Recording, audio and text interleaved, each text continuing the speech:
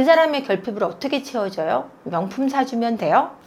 이런 잘못된 사고를 하시기도 하는데, 내 남자가 바라는 것은 입니다. 안녕하세요. 세포 언니의 행복한 가을 부부학교 대표 한지원입니다. 오늘 제가 가져온 주제는요, 성공적인 결혼 생활의 8가지 요소입니다. 첫 번째, 사랑인데요. 이 사랑에는 친밀감과 헌신의 요소를 들 수 있다고 합니다. 친밀감이라는 것은 가까워지고 싶고 가까이 있고 싶고 이런 마음을 얘기할 수 있고요. 헌신이라는 것은 내가 배우자를 위해서 무언가 베풀고 싶고 위해주고자 하는 마음을 얘기합니다. 이것이 첫 번째 요소고요. 두 번째는 육체적인 매력과 성생활입니다. 그래서 서로 육체적인 매력을 유지할 수 있도록 끊임없이 노력해야 되고, 원활한 성생활이 유지가 돼야 합니다.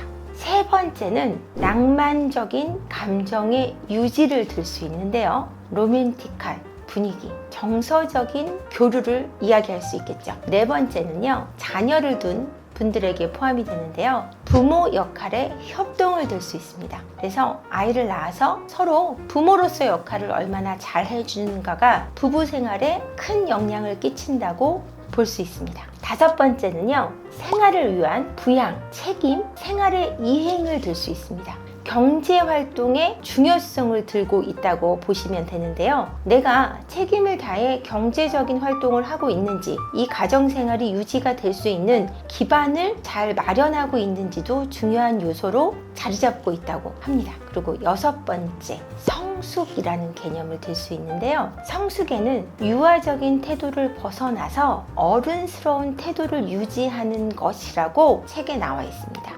이 부분이 여러분 굉장히 어려울 것 같아요. 일곱 번째는 서로의 성격적인 보완을 들 수 있고요. 여덟 번째는 소화기적인 행동 양식에서 벗어나는 적합한 행동이라고 나와 있습니다. 그렇다면 여섯 번째 이야기하고 있는 성숙과 성격적인 보완, 소화기적인 사고에서 벗어나는 것, 이 세 가지를 어떻게 보면 한 가지 요소로도 볼 수 있을 것 같습니다. 왜냐하면 여기에 들어있는 성숙이라는 요소에는 공감과 이해력이라는 것이 포함되어 있는데요. 공감과 이해력을 통해 서로 간의 성격적인 보완을 이룰 수 있고요. 성격적인 보완을 통해서 소화기적 욕구를 채워가는 역할을 해낼 수 있기 때문입니다. 지금까지 말씀드린 8가지를 제가 다시 한번 정리해드리면, 사랑과 성적 매력, 낭만적인 감정의 유지, 부모 역할의 협동, 경제적인 생활 양식의 유지, 성숙한 감정의 교류, 성격적인 보완, 그리고 소화기적 욕구의 충족, 이 8가지를 말씀드릴 수 있습니다. 이렇게 8가지로 쭉 나열해 있을 뿐이지, 이 안에는 정서적인 부분과 보여지는 외적인 부분을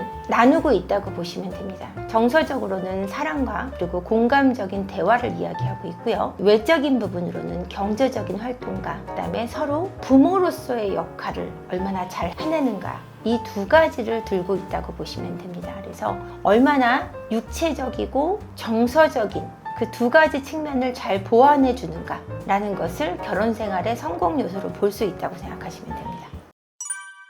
여기서 좀 제일 이해가 안 되시는 부분이 이걸 것 같아요. 정신적 성숙을 이야기해서 공감과 이해를 나누어야 된다, 성격적인 보완을 해야 된다는 부분은 이해가 되시겠지만, 소화기적인 욕구의 적합성은 무엇냐라는 의문점이 드실 것 같아요. 소화기적 욕구의 결핍의 적합성이라는 것이 뭐냐면, 결혼하기 전에 우리는 원가족한테 느꼈던 결핍을 가지고 있습니다. 그 소화기적인 욕구, 어릴 적에 내가 가졌던 부모로부터 100% 채워지지 않았던 욕구를 우리는 배우자에게 채우려고 하거든요. 그 욕구를 어떻게 채워주고 그 결핍을 어떻게 메꾸어 가는가가 두 사람 관계의 앞으로의 시간을 결정할 거라고 저는 생각합니다. 아내와 남편이 조금 다릅니다. 첫째, 아내는 대화하길 원합니다. 남편은 아무 말 안 해도 알아주길 원합니다. 그래서 남편은 아내의 말을 듣기를 주로 해주고 들어주기를 주로 하고, 아내는 남편이 말이 없어도 알아주기를 지속적으로 해 나가야 합니다. 말하지 않는데 어떻게 알아주냐고요? 그 사람의 행동을 칭찬하시면 됩니다. 너 왜 말 안 하냐? 이게 아니고요. 그 사람이 하는 행동. 10시에 들어오다가 9시에 들어왔어요. 당신 9시에 들어왔네? 1시간이나 일찍 들어왔어. 고마워. 라든지 아니면 11시에 늦게 야근을 하다 늦게 들어왔어요. 그러면 일하느라고 힘들었겠다. 그 사람이 어떤 말을 해서 감사하기보다 그 사람이 하고 있는 일상적인 생활에 칭찬하세요. 인정해 주세요. 남자는, 내 남편은, 나의 연인은 인정을 먹고 자라납니다.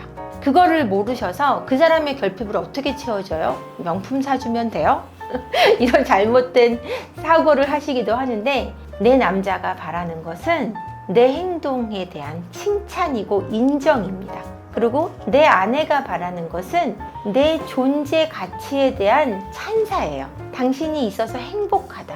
당신 아름답다. 당신이 있어서 참 나 기분 좋아. 라는 나의 가치를 인정해 주는 것, 나의 외적인 미를 찬사해 주는 것. 요즘 드라마에서 나의 해방일지라는 것에 보면 거기 여주인공이 뜬금없이 자기 집에서 머물고 있는 남자 주인공 손석구에게 가서 얘기합니다. 그러니까 날 추앙해요. 가득 채워지게. 날 추앙해요 라고 얘기해요. 나는 지금같이 다 개들만 만났다고. 그래서 채워질 못했다. 너라도 날 추앙한다면 난 채워질 것 같다 라고 얘기해요. 그 대사가 굉장히 유명해졌죠. 네가 나를 사랑해주면, 추앙해주면 난 채워질 것 같다 라고 얘기해요. 아내들은 추앙받기를 원합니다. 채워지고 싶어요. 그들은 남편의 추앙으로, 남자친구의 추앙으로 채워집니다. 이것만 명심하면 되지 않을까요? 제가 8가지라는 이렇게 긴 요소를 말씀드렸지만 사실은 8가지를 다 기억하실 필요는 없습니다. 이 8가지를 다 기억해서 8가지나 되는 걸 다 지켜하며 사시면 오히려 불행해지세요. 그것이 아니고 정말 기본적인 정서, 구체적인 사랑, 기본적인 경제적인 그 생활, 인정과 추앙, 이 정도만 기억하고 가셔도 여러분들 생활이 분명히 충만해질 거라고 믿고요. 성공적인 결혼 생활을 꿈꾸시기보다 서로 정말 편안한 대상이 되시기를 바라겠습니다. 고맙습니다.